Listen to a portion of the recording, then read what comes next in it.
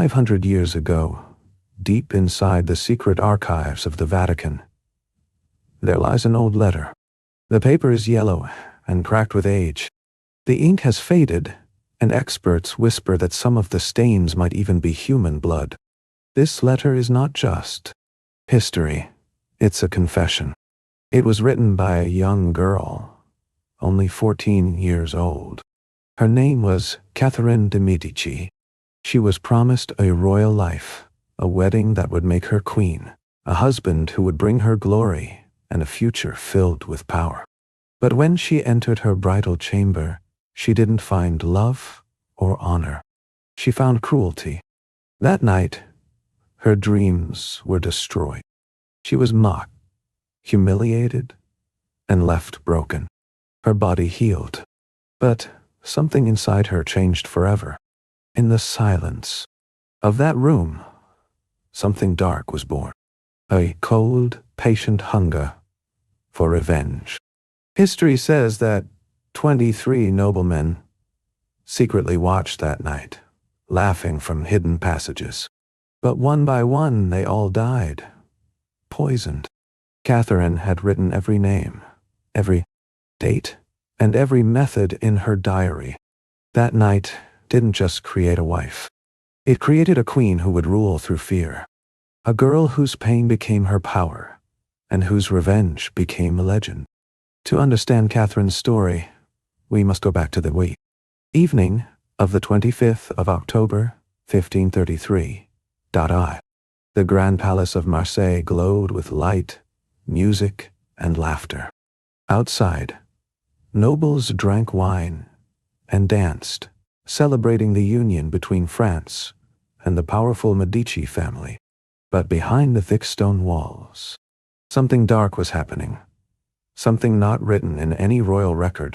Centuries later, hidden papers found in the Vatican archives revealed a disturbing old ritual known as the purification ceremony. It was a cruel custom, forced only on foreign brides who married into royal bloodlines. No one ever wrote it down. It was passed through whispers from one noble generation to the next. That night, Catherine, only 14 years old, walked through the palace halls, her heart trembling. The flames from torches flickered over golden tapestries as she moved closer to the bridal chamber. Her silk gloves were damp with sweat, and though she tried to stay calm, her hands shook slightly. She believed she was going to begin her new life as a wife, future queen. But instead, she was walking toward a nightmare. Her husband, Henry of Orleans, was just 15, strong in body, but weak in will. He was completely controlled by Diane de Poitiers, his older lover, a woman of 34 who despised Catherine from the moment she arrived. Diane made sure that the night would not be about love. It would be about humiliation. 23 nobles secretly gathered to watch from behind hidden walls. Some sipped wine, others whispered and laughed, betting on how long the young Italian girl would endure the ceremony. They were not just witnesses. They were part of the cruelty. At first, things seemed normal, even gentle, but it was only a trick to make Catherine drop her guard. Soon, the night turned brutal.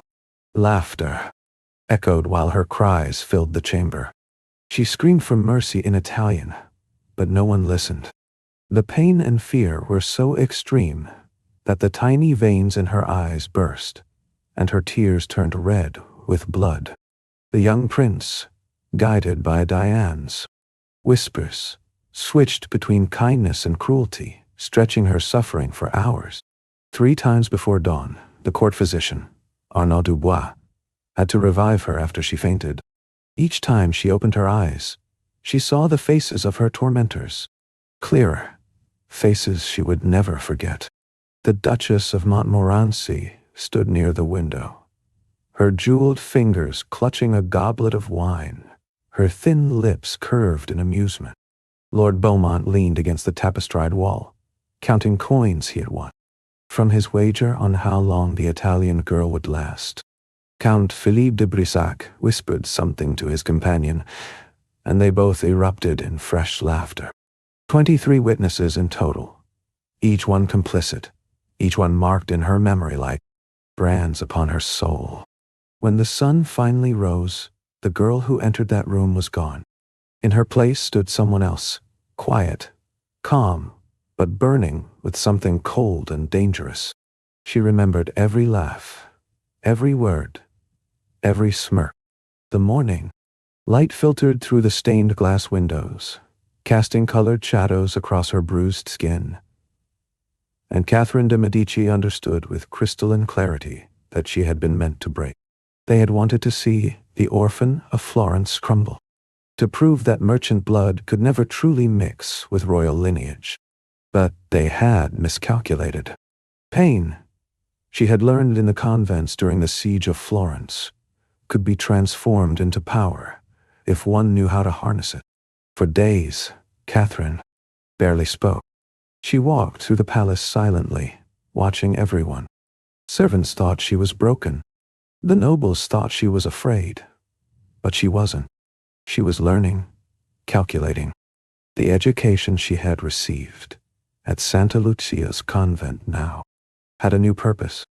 She had studied Latin, philosophy, history, and even the alchemical secrets taught by her aunt, Clarisse de Medici, before the siege had torn her world apart. By the age of 12, she already knew 5 languages: Italian, French, Latin, Greek, and Spanish, and understood the politics of Europe better than many grown diplomats. She also knew how herbs and poisons worked, knowledge passed down through generations of Medici women, whispered in the darkness of convent cells when the nuns thought the girls were sleeping. In those first weeks after that terrible night, Catherine observed the court with new eyes. She noticed how the servants prepared the wine, which nobles trusted which cupbearers, who ate from whose plate. She memorized the daily routines of each of her tormentors. When Lord Beaumont took his morning ride, always alone except for a single groom. How the Duchess of Montmorency insisted on a particular vintage of Bordeaux with her evening meal. The way Count Philippe visited his mistress every Tuesday and Thursday, taking the same darkened corridor where shadows pooled like spilled ink. Knowledge, she understood, was a weapon sharper than any blade, and patience was the poison that made it deadly. Her husband Henry barely looked at her during those early days. His eyes, when they did meet hers, held a mixture of guilt and disgust that he quickly masked with indifference. Diane de Poitiers, 20 years his senior, but still radiating the cold beauty that had ensnared him, would whisper in his ear during court gatherings, and Catherine would see his jaw tighten, his hands clench. The older woman's influence was absolute. She controlled not just Henry's heart, but his mind, his decisions, his very soul. Catherine understood that Diane had orchestrated everything, had turned what should have been a sacred union into a spectacle of humiliation. The mistress wanted to break the young Italian bride before she could ever become a threat to her power. But Catherine had survived worse. She remembered the siege of Florence when she was 8, when the Republican forces had threatened to tie her naked to the city walls as a human shield against the papal armies. She remembered the terrorizing journey through the streets when the crowd had screamed for her blood, calling her a Medici witch, demanding her death. She had learned then that survival required more than courage. It required cunning, the ability to make oneself appear harmless, while harboring lightning in one's veins. The Santa Lucia convent had been harsh, with its cold stone walls and meager rations, but the nuns had been repositories of ancient knowledge. Sister Margherita, who tended the herb garden, had shown her which plants could heal and which could kill, how a single leaf of foxglove could stop a heart or save it, depending on the dose. Now, in the French court, Catherine cultivated an image of pious submission. She attended Mass twice daily, her rosary always visible, her head bowed in apparent prayer. But while her lips moved in Latin devotions, her mind catalogued every slight, every cruelty, every moment of her degradation. In her private chambers, a small suite of rooms that Diane had, deliberately chosen for their distance from Henry's apartments, Catherine began her true work. She procured texts on medicine and natural philosophy, claiming she wished to better understand God's creation. She befriended the palace physicians, particularly old Guillaume Chrestien, who was flattered by the young Dauphine's interest in his craft.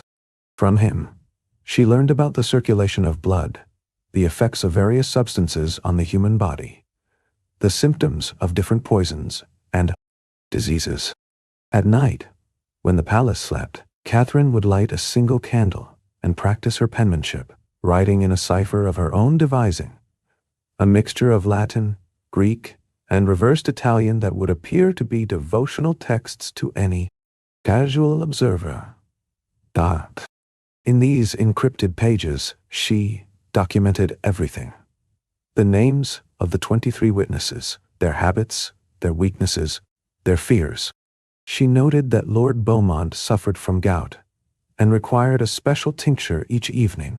The Duchess of Montmorency had a weak heart that fluttered during times of stress. Count Philippe had a fondness for candied violets that only one particular confectioner in Paris could supply to his satisfaction.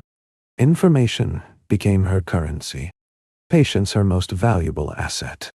Now, that knowledge would serve her well. Every lesson, every humiliation, and every tear had shaped her into something new, something dangerous. What Catherine learned at the convent could heal or kill. The books and lessons that once seemed like scholarly tools slowly became the weapons of her revenge. She worked on them patiently, like a spider weaving a web. Henry of Olan noticed nothing. Under Diane Didier's control, he still saw Catherine as a quiet, harmless young wife. But Catherine had learned the first rule of court life. Reveal nothing until the time is perfect. She smiled when she had to. She accepted small insults without showing anger. She made friends where it helped her. All the while, she kept the map of her revenge alive in her head. In her private room, she kept a secret diary. Each of the 23 witnesses had its own entry. She wrote down names, words they said, the way they looked, even where they hid when they watched. This book was not just a list. It was a plan, a ledger of judgment, drawn from the raw memory of that night. The candlelight flickered across the pages as she wrote in her careful Florentine script, mixing Latin with coded Italian that no French courtier could decipher. Lord Beaumont, who had wagered 50 gold coins on her tears. The Duchess of Montmorency, whose laughter had echoed like breaking glass. Count Philippe, who had suggested they should have brought musicians to accompany her shame. Each name carried the weight of their crime, each detail a thread in the tapestry of vengeance she was weaving. To the court, Catherine was the obedient, graceful Florentine who learned French customs. She attended Mass daily, her rosary always visible, her prayers seemingly endless. She befriended the older ladies of the court, listening to their gossip with apparent innocence while cataloging every secret, every weakness, every hidden shame. The Archbishop himself praised her devotion, never suspecting that behind her pious exterior, she was studying the very texts the Church had forbidden, ancient Roman formulas for poison, Byzantine treatises on slow-acting venoms, Arabic manuscripts on substances that could mimic natural death. Inside, her power grew quietly, fed by memory and the certainty that one day the balance would tip. And when that day came, no begging would stop her. 3 years passed before she moved. During those years, she perfected the act of being fragile. She learned to faint at convenient moments, to cry prettily when sympathy was needed, to tremble just enough to seem helpless. Every night she opened her diary, read the names, adjusted her plans, and imagined how each death should look. Some would be sudden, a heart that simply stopped during a feast. Others would be slow, agonizing declines that physicians would attribute to mysterious illnesses.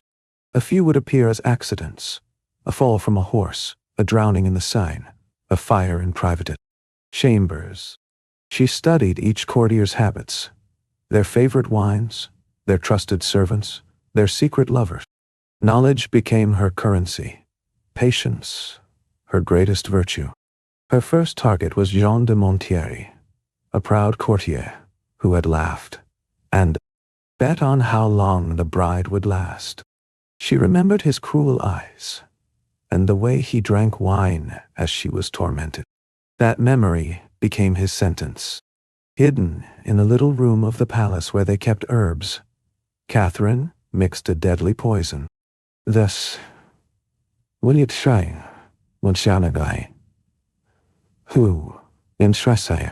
Room had once been used by the palace healers, but she had convinced the steward that she needed it for her feminine ailments, playing perfectly into their expectations of weak Italian women. Here, among dried lavender and rosemary, she kept her true collection. Nightshade from the palace gardens, mercury smuggled from alchemists, arsenic obtained through intermediaries who never knew her name, and most precious of all, Cantarella, the notorious poison of the Borgias, whose recipe she had memorized from a manuscript her mother had hidden in her dowry chest. The preparation required precision. Too much, and the death would be immediate, suspicious. Too little, and the victim might survive, perhaps even building immunity. She measured each grain with the scales she claimed were for her jewelry-making hobby. The poison had to be tasteless, colorless, and slow enough that no one would connect his death to the feast where she would administer it. She chose a particular vintage of it, Bordeaux that Montieri favored, knowing he would drink deeply of it at the harvest celebration. The poison would bind to the wine's tannins, masking any subtle change in flavor, while ensuring complete absorption into his blood. The night of the feast arrived like a gift from fate itself. The great hall blazed with 1,000 candles, the air thick with roasted meat and spiced wine. Catherine entered in a gown of deep emerald, her hair adorned with pearls, the picture of matronly grace. She made sure to greet the Duchess of Valentinois first, showing proper deference to Henry's mistress, playing her role flawlessly. Then she moved through the crowd, exchanging pleasantries, dancing when asked, never once glancing at Jean de Montieri until the perfect moment presented itself. It came when the musicians paused between songs. Catherine approached Montieri with a silver cup, one of a matched set she had commissioned specifically for this purpose. "My lord," she said softly, her accent deliberately thickened to remind him of that night 3 years ago, when he had mocked her foreign tongue. "I've had a special wine brought from my homeland. They say it brings good fortune to those who drink it under it was no hurried brew. Months of work had made it precise. Hemlock with mercury. The poison acted in a terrible exact way. Violent convulsions, frothing at mouth, hours of agony. Each symptom mirrored the pain she had known. One cold winter morning, Jean de Montmorency was found dead. The court whispered of food poisoning. Only Catherine knew the truth. A small vial of dark red liquid, and a short note reminding him of the wedding night, had been her silent messenger. This pattern became her signature. One by one, the mosh. Witnesses fell, chosen with surgical care. Suspicion circled, but never rested on Catherine. People spoke of an invisible hand killing nobles, but no one guessed the fragile queen was weaving that hand. For Catherine, each killing was more than revenge. It was careful justice, a replay of her suffering, until she could take back every lost piece of dignity. Among all the names in her diary, one stood above the rest. Diane Dyer. Diane was not only a witness, she had planned the ritual, trained Henry to perform it, and pulled the strings that ruined Catherine. Defeating her demanded patience and the skill of a true strategist. Catherine's method was slow and nearly invisible. She introduced tiny doses of poison into Diane's food, and a drink, amounts too small to raise alarm, but enough to wear a woman down over months. Day by day, Diane felt weaker. Her reflexes dulled. Her memory slipped. No single moment gave her away. Instead, she faded the way Catherine had been forced to fade. That terrible night, until the woman who had designed Catherine's humiliation could no longer stand against the quiet force that had been growing inside the once timid queen. Catherine never missed a single royal banquet. She sat quietly at the long, golden tables, smiling politely, watching as Diane de Medici, the woman who had destroyed her, began to fade before her very eyes. Diane still looked beautiful, still walked proudly beside the king, but her glow was dying bit by bit, and no one knew why. Only Catherine did. It became a secret game between them, a battle fought in silence. To the world, Diane was still the king's beloved, but to Catherine, she was already a ghost walking. Every sip of wine, every bite of food brought her one step closer to her end, all prepared by Catherine's steady hand. Years passed. Then one night, it was over. Diane de Medici died at the age of 66 after drinking a cup of wine offered by Catherine herself. Doctors of that time could not understand her slow death. Well, her organs had simply failed. But Catherine knew the truth. The poison had done its work perfectly. It wasn't just death. It was justice, slow and exact. Catherine had made Diane suffer, as she had once suffered, stretched over years until every drop of pain had been repaid. But Diane was only one name in Catherine's list. The others followed. Courtiers who had mocked her, women who had whispered venom behind her back, each received the same message, a tiny glass vial filled with dark, red liquid, and a short note reminding them of that cursed wedding night. Everyone at court began to talk about a curse, a blood curse, haunting those who had once hurt the queen. But it was no curse. It was Catherine, a woman who had turned humiliation into a weapon sharper than any sword. For years, she killed in silence, each death carefully planned. No one suspected her. Yet one name still remained the most important one. Her husband, King Henry II, the man who had humiliated her on their wedding night, watched by 23 witnesses. His death couldn't be quick or ordinary. It had to mean something. It had to be perfect. And fate, or perhaps Catherine, gave her the perfect moment. On July 10, 1559, a grand tournament was held in Paris to celebrate peace with Spain. The whole city gathered to watch the king prove his skill in jousting. From her royal balcony, Catherine watched quietly as Henry rode forward, proud and confident. His opponent was Captain Gabriel de Montgomery. The trumpet sounded. The horses charged. The lances met with a crash. A single splinter from Montgomery's lance broke through the king's helmet and pierced his eye. The crowd screamed. Doctors rushed to save him, but Henry suffered for 10 long days. Convulsions, fever, terrible hallucinations. It was agony that no normal wound could cause. Later studies of the preserved lance showed traces of an unknown organic toxin, something applied to increase pain, to make sure his death would not be quick. No one could ever prove Catherine's hand in it. But on Henry's tomb, carved deep into the stone, was a strange symbol 3 circles with a single vertical line, the same symbol Catherine had drawn in her own blood on their wedding night in 1533. 4. Catherine, Henry's death was not revenge. It was freedom. After 20 years of quiet plotting, her pain had finally transformed into power. No one dared question her. No one lived who remembered what had been done to her. But Catherine's story is just one thread in a much darker tapestry. When secret Vatican archives were opened centuries later, they revealed other women like her queens who turned their pain into power. Mary Tudor, known as Bloody Mary, whose secret writings described hidden rituals and tortures so refined that public executions seemed merciful.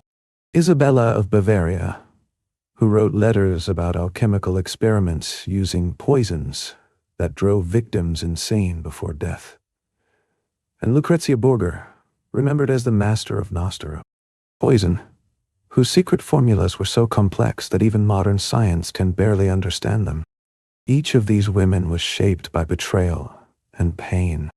Each of them answered that pain with intelligence, precision, and sometimes death. History tried to erase them, but their secrets still sleep inside forgotten libraries and locked archives, waiting for someone brave enough to uncover them. Now the question is, which queen's secret should we reveal next? Tell us in the comment.